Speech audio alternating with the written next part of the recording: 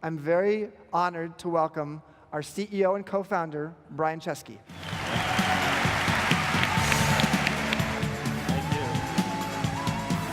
Thank you, everyone. Thank you. Thank you so much. Well, thank you, everyone. How is everyone doing today? You guys doing good?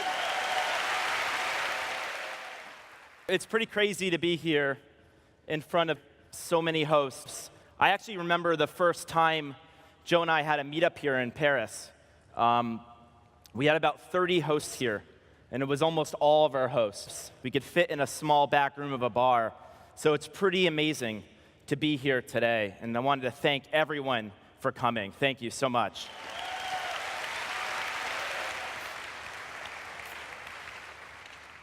You know, being a host, I think a lot of times we're misunderstood.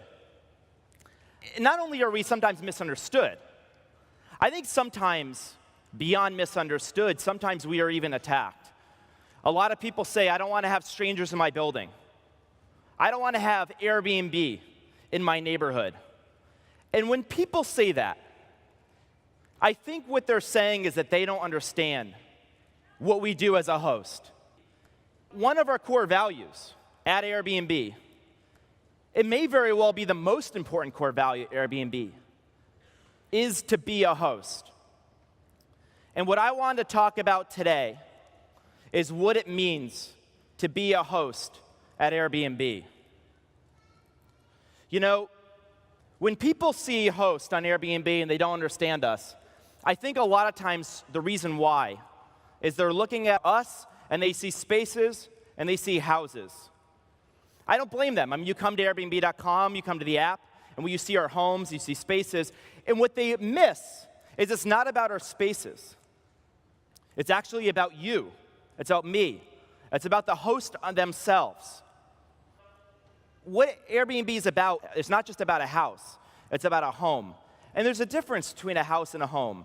You see, a house is a space, but a home is a place where you accept people as if they're family. Being a host is about caring for somebody else. Being a host means that you make someone else feel like they belong. And I hope that people, when they see Airbnb, they understand that single point that it's not about a space, but it's about a host, and a host makes you feel like you belong. Now, this is something that we realized in the really, really early days. That very first weekend, October 2007, Joe and I were decided to rent our apartment. We couldn't make rent. So we created the Air Bed and Breakfast. Now here's the funny thing. Our tagline at the time was Air Bed and Breakfast, a cheap, affordable alternative to a hotel. That was the tagline. Because why else would you stay with two guys and a few airbeds unless you were so broke and so desperate that you could never afford to stay in a hotel? I mean, that was kind of where our heads were at. So we ended up building this website, and we had 3 people stay with us. We had Catherine. Catherine was a 35-year-old woman from Boston. We had Michael. Michael was a 45-year-old father of 5 from Utah who slept in an airbed in our kitchen. And then we had a mole. And a mole who was actually originally from India. You know, we did all the typical hospitality things. We picked them up at the airport. We bought them OJ.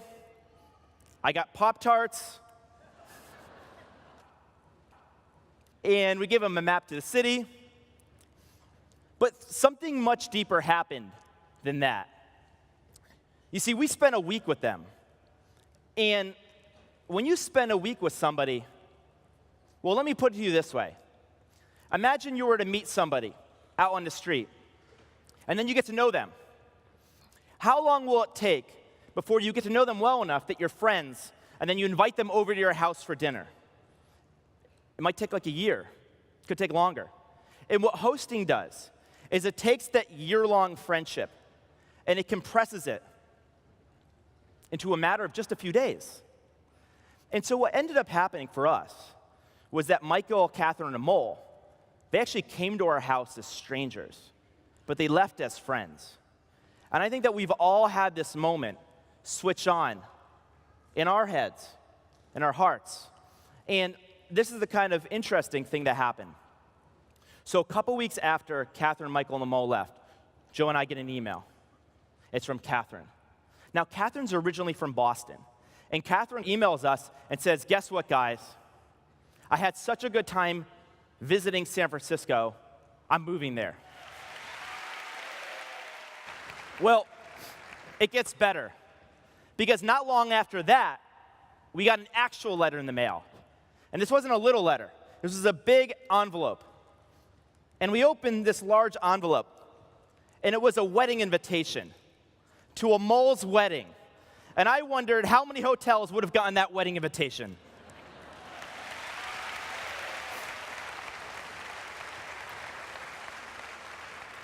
And I think for us, that was the moment that, this light switch turns on for you. And you start to realize this is about something so much more. I've been able to travel the world and go to dozens of cities on Airbnb. Here's the really cool thing. When you travel on Airbnb, you experience a city through its people, through its host. You don't experience a city through its monuments. You don't experience a city through its landmarks. Those aren't culture. You know what culture is? It's people. People that are alive in their homes. And that's what we do. So this is an idea that's been around for a long time. We didn't invent the idea of hosting. In fact, I think the idea of hosting's been around as long as it's been people. It would have happened thousands of years ago around a warm fire with some strangers and some friendly faces. And the modern idea of hosting has been around before Airbnb. But what didn't happen before us was I don't think we all knew that every one of us was out there. We couldn't see each other. And so when the platform came online, we connected together. And not only has this been around for a long time, I think hosting will be around forever. Hosting is not going anywhere.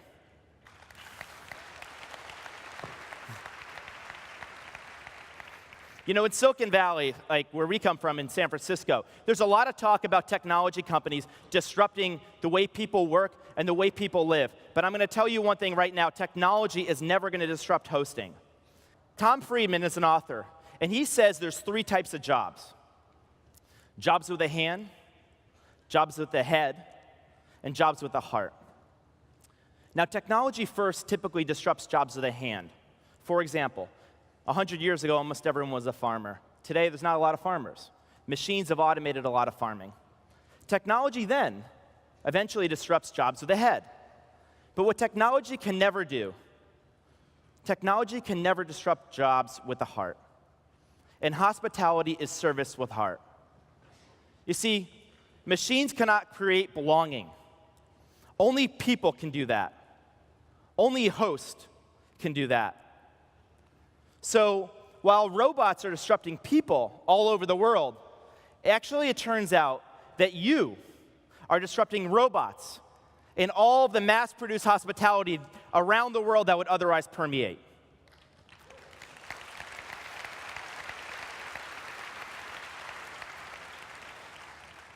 We are a community that knows no boundaries of culture or country. I know we have hosts today from Spain, right?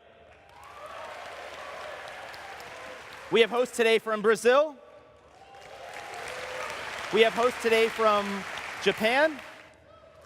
I know we have a lot of hosts today from here in France, right? But we also have a lot of hosts today from far-reaching places in the world. We have a host today, as we saw, from Greenland. We have hosts today from Uzbekistan. We have hosts today from Kazakhstan. We have hosts from Sri Lanka. We even, today, have hosts from Cuba.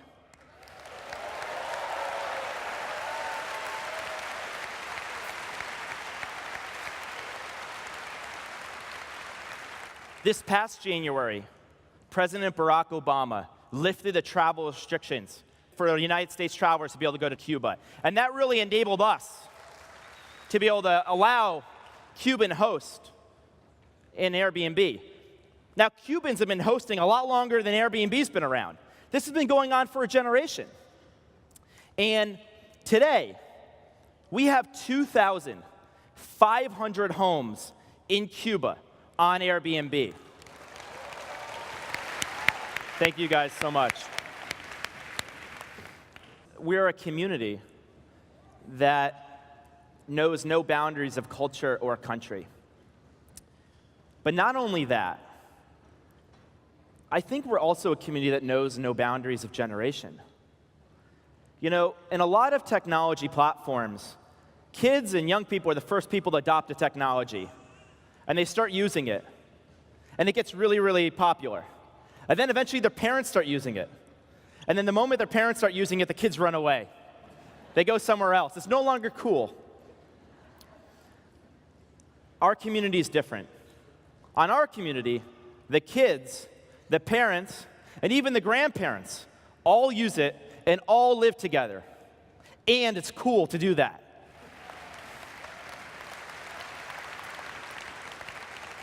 Now, why is this? Why is this community different? I think to understand the community is to understand the power of belonging anywhere. You see, when you belong, you don't exclude other people. Belonging means a culture of inclusion. And that's what this really means to us. You know, hosting's changed so many lives.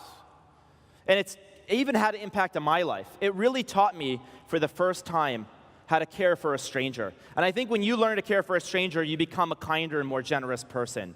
And growing up in our house, my sister and my parents, we never had strangers in our home. It was kind of a crazy idea, but I'm so glad that we discovered it. So today, many people don't actually understand us. But that's going to change, because they are going to see not just our house, but who we are in our hearts. And part of that is I want to make sure that one of the gifts that we can give to you is to make sure that people actually do understand who you are and what you stand for as a host. That's one of the greatest gifts that we could give to you.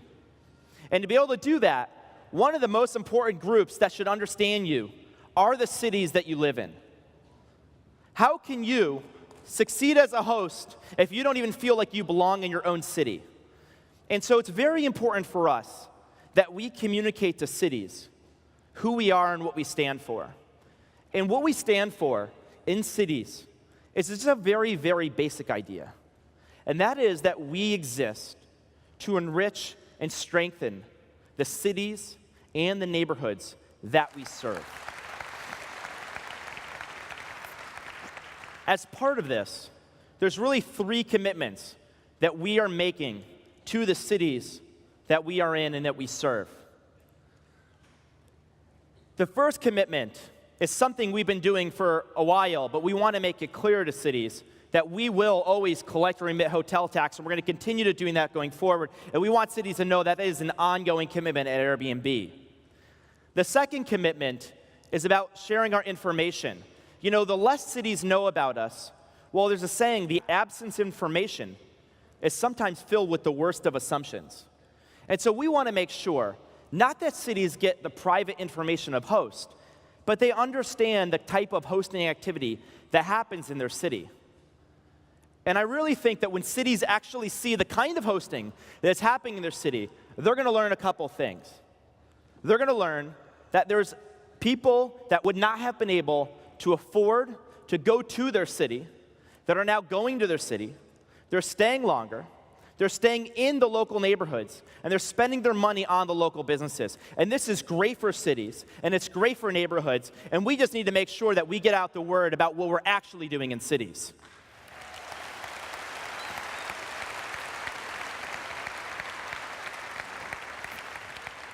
And our final commitment is about affordable housing. This is something that's been in the news a lot lately. You know, affordable housing is in the roots of our company, in the sense that Joe and I had a house that we couldn't afford. So we started Air Bed and Breakfast. We don't want to be part of the problem. We think we are and will continue to be part of the solution. And we're going to partner with cities, and we're going to partner with you to make sure that we are part of the solution. With these 3 commitments, It's my true belief that we are going to strengthen and empower and enrich the cities that we serve. And by doing all of that, while today some may not understand us or think that what we do is limited to the space that we provide, I'm quite sure that tomorrow people are going to understand that our mission isn't your house, it's you, the host. It's us, and it's what we provide. You know, one day, a child may ask their parents what it means to be home. And today, that home is where the family lives. But tomorrow, that home is limited just to where you belong. And where you belong will be anywhere. And maybe that will remind us of a principle that you've all taught me. It's a very, very simple idea. It's a good reminder that hosts teach us. And that is that people are, in the end, fundamentally good. So thank you so much. Thank you, guys. Thank you.